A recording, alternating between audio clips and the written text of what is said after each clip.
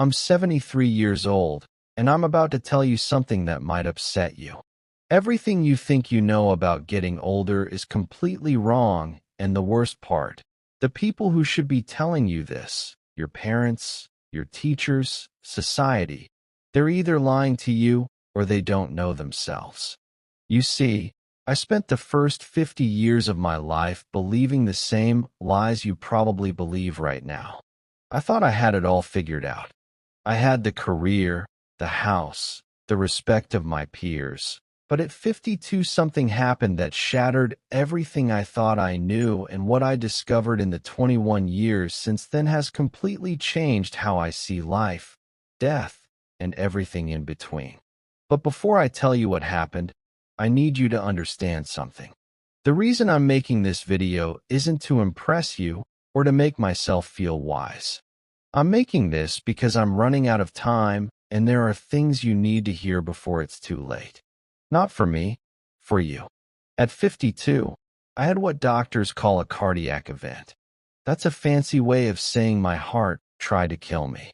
I was in a meeting discussing quarterly projections when suddenly the room started spinning. The next thing I remember is waking up in a hospital bed with tubes coming out of my arms and my wife crying in the corner. The doctor said I was lucky. I had just come face to face with my own mortality, and they called it luck. But you know what? They were right. Because lying in that hospital bed with nothing to do but think, I realized something terrifying. I had been living my entire life on autopilot. I wasn't really alive. I was just going through the motions, checking boxes, trying to meet everyone else's expectations. And here's the part that haunts me to this day. If I had died that day, if my heart had stopped permanently, what would I have left behind? A nice house? A retirement account? A collection of achievements that nobody would remember in 5 years? Let me tell you the biggest lie you're probably telling yourself right now. I have time. I'll do that later. When I'm older, I'll finally live the life I want. I see young people in their 20s, 30s, even 40s, and they're all saying the same thing. When I make more money, then I'll be happy. When I get that promotion, then I'll relax. When the kids are grown, then I'll travel. When I retire, then I'll finally do what I love. Let me save you 50 years of regret with one simple truth. That day never comes. You know why? Because the goalposts keep moving. You get the promotion, and suddenly you need the next one. You make more money, and suddenly you need more money. You're always chasing something just out of reach. And before you know it, you're 70 years old, wondering where your life went. I did this. I spent 30 years climbing a ladder, only to realize when I got to the top that it was leaning against the wrong wall. And you can't climb back down and start over. Time doesn't work that way. Here's something nobody tells you when you're young. Success is a terrible goal. And I say this as someone who achieved everything I set out to achieve. I made partner at my firm. I bought the house. I had the respect of my colleagues. And you know what? None of it mattered. You achieve your goal, and for about 48 hours, you feel amazing. Then the feeling fades. You're back to baseline. Now you need a new goal, a bigger achievement, more validation. It's a hamster wheel. I had a friend who died 3 years ago at 68, worked 70-hour weeks his entire life, built a multi-million-dollar business, never took a real vacation, kept saying he'd slow down next year. Next year came, and he had a stroke. At his funeral, his son said, "My father was a successful man, but I barely knew him." Is that the legacy you want? Your regrets won't be about the things you did wrong. They'll be about the things you didn't do at all. I don't lie awake at night thinking about failed business deals. Those don't matter. You know what keeps me up? The trip to Japan I never took because I was too busy. The relationship with my brother that I let deteriorate. The book I always wanted to write but never started. The time I didn't spend with my kids because I was working late. These things eat at you. the missed opportunities, the roads not taken, the love you didn't express, the risks you didn't take because you were afraid, the people you love, your parents, your siblings, your close friends. You think you have unlimited time with them. You don't. And one day that time will run out. My father died when I was 45. We had a complicated relationship, and I was always too busy to really work on it. I kept thinking we'd have time to talk when I was less busy. We never got that chance. Heart attack. Gone within hours. And you know my biggest regret?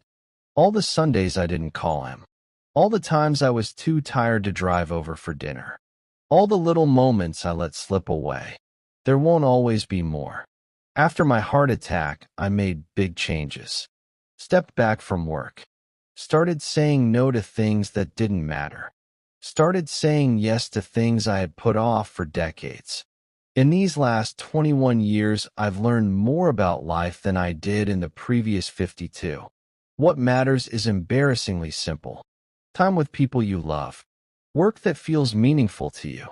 Experiencing things, not owning things. Creating memories. Being present. I know it sounds simple. When I was your age, I would have rolled my eyes. Sure, but I have bills to pay. And yes, you do. I'm not saying quit your job. I'm saying don't sacrifice what matters for what doesn't. Here's a question I want you to ask yourself, and I want you to answer it honestly. If you died tomorrow, would you be satisfied with the life you've lived so far? Not would people be impressed by your eulogy? Not did you achieve enough? Just would you be satisfied? If the answer is no, then what are you waiting for? What are you doing with your time that's so important that you're willing to gamble your one precious life on it? I'm 73 years old. I've been lucky enough to have good health since that heart attack. But every morning when I wake up, I'm aware that I'm on borrowed time. We all are. Really. But most young people don't realize this. They think they're invincible. They think they have forever. You don't. I have grandchildren. 3 of them. And when I look at them, I see the same patterns I see in most young people today. They're stressed. They're anxious. They're chasing things that won't make them happy. They're making the same mistakes I made. And I try to tell them. I try to share what I've learned. But you know what? They don't really listen. Not because they're bad kids, but because they can't. They're living in the storm right now. They can't see the patterns yet. They think their situation is unique, that the old rules don't apply to them. That's why I'm making this video. Because maybe, just maybe, if enough people hear this message, someone will actually listen. Someone will make different choices. Someone will avoid the regrets that haunt people like me. Every single day, you're getting closer to death. Nobody likes to think about this. But you don't have unlimited time. Neither do the people you love. Your parents, if they're still alive, they're getting older every day. One day, probably sooner than you think, they won't be here. Your friends, your spouse, your children. None of these relationships last forever. So what are you going to do? Keep putting off that phone call? Keep postponing that trip? Keep telling yourself you'll make time later? Or are you going to wake up today and start living like your time is limited? Because it is.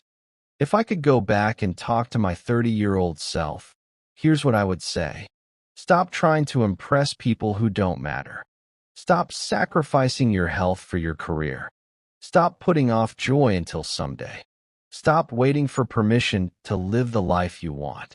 Start calling your parents more often. Start taking the trips you dream about. Start doing the things that scare you. Start saying no to obligations that drain you. Start saying yes to experiences that fulfill you. And most importantly, start now. Not next year. Not after this project.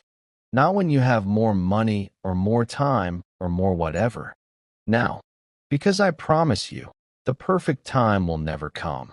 Life will always be messy and complicated and full of reasons to wait. But if you wait, you'll wake up one day and realize you waited your entire life away. I'm 73. If I'm lucky, Maybe 10 or 15 more years. Maybe 20 if blessed. Probably less. And I'm okay with that. Because these last 21 years have been the richest of my life. Not because I've made more money. Because I've finally started living intentionally. Appreciating every day. Prioritizing what matters. I've traveled to places I always wanted to see. Deepened relationships with my children and grandchildren. Pursued hobbies I put off. Forgiven people I held grudges against. Said I love you countless times.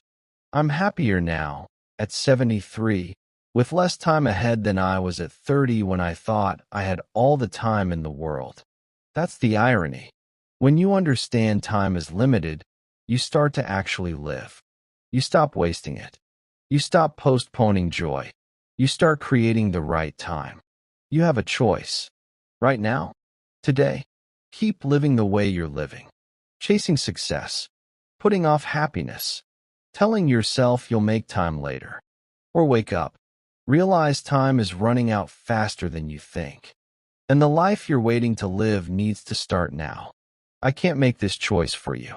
But I can tell you, you don't want to be 73, looking back, wishing you made different choices. Don't waste 52 years figuring this out. Learn from my mistakes. Live intentionally. Prioritize what matters. Stop waiting for someday. Someday is today. It always has been. If this resonates, share this video. Leave a comment. Tell me what you're going to do differently. Subscribe. Because I have more truths to share and not much time left. The clock is ticking. What are you going to do with your time?